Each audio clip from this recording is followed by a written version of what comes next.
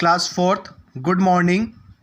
आज हम पढ़ेंगे chapter 7 food from fields to अस।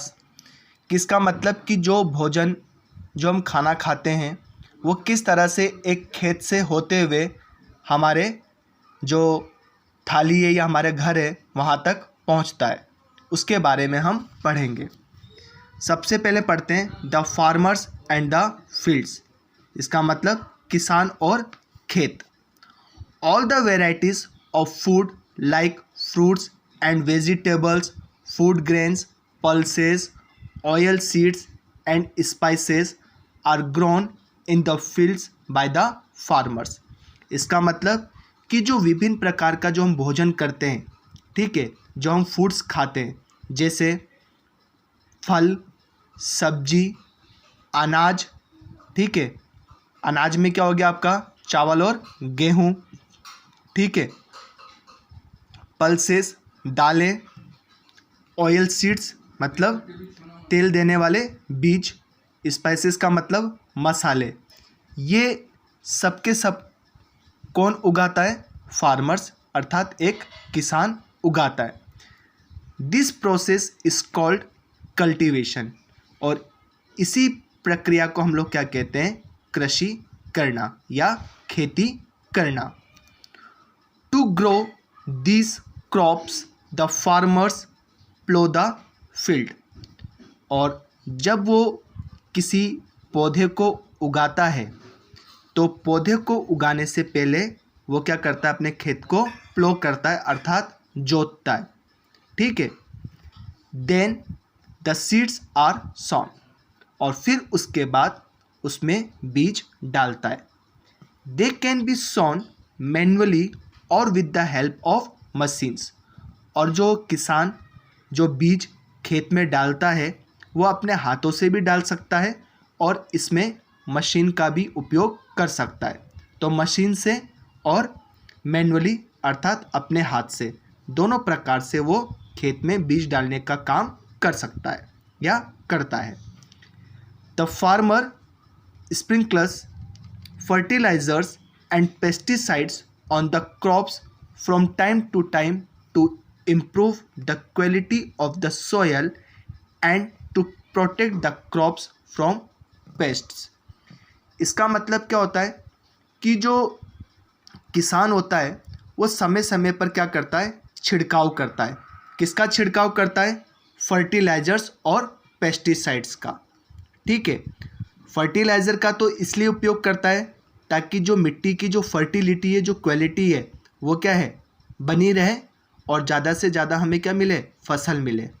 और पेस्टिसाइड्स का उपयोग इसलिए करता है ताकि जो कीटनाशक हैं वो फसल को नुकसान नहीं पहुंचा सके, ठीक है।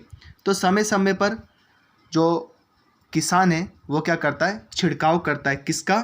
फर्टिलाइज़र और पेस्टिसाइड्स का, ताकि मिट्टी की उपजाऊपनता जो है वो बनी रहे और जो कीट हैं, ठीक है, उससे भी फसल को हम बचा सकें।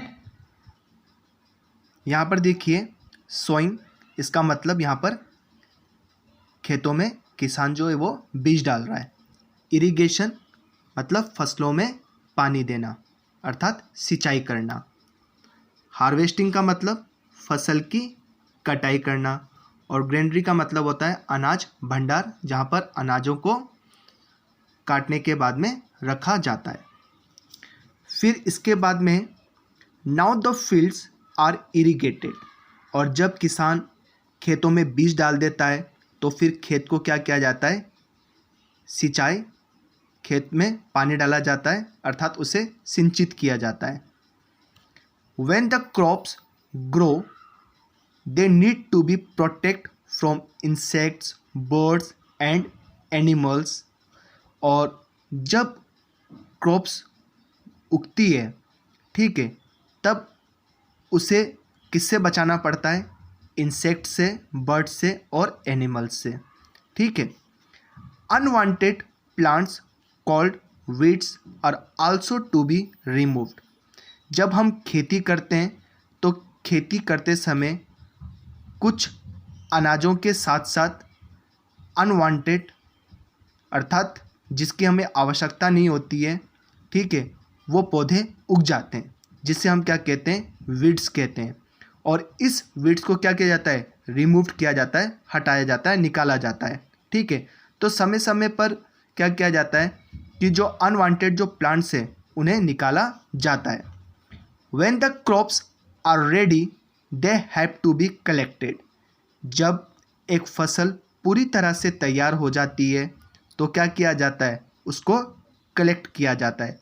और कलेक्ट कैसे किया जाएगा, हार्वेस्टिंग, अर्थात कि जब फसल तैयार हो जाती है तो फसल को क्या किया जाता है, काटा जाता है। ठीक है, जिसे हम क्या कहते हैं, harvesting. Harvested crops need to be stored properly in the granaries.